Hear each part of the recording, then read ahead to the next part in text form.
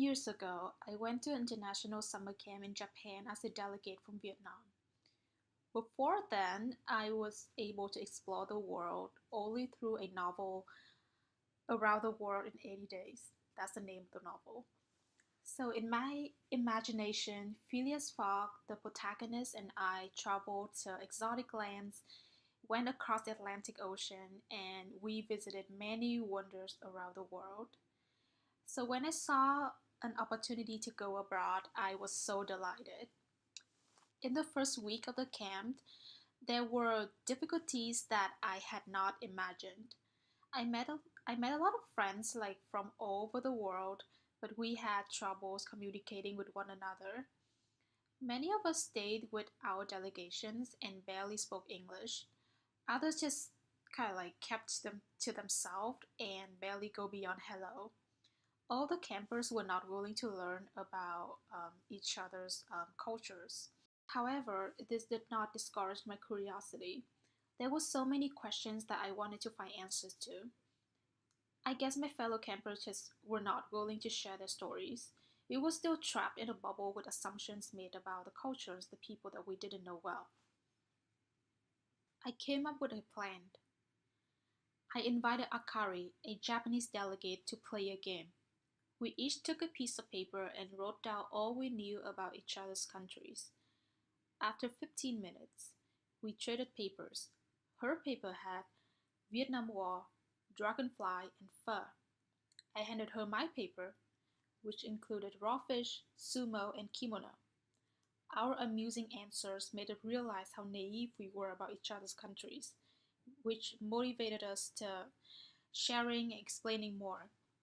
For instance, I explained that dragonflies symbolized peacefulness and helped farmers predict the weather in Vietnam. Akari was delighted. Then she told me about Japan. There, there's just a lot to Japanese food beyond sushi, like tempura or gyoza. I asked everyone else to play this game. Sometimes we gathered in a circle and passed our paper around. I was happy to show that Vietnam was more than Vietnam War.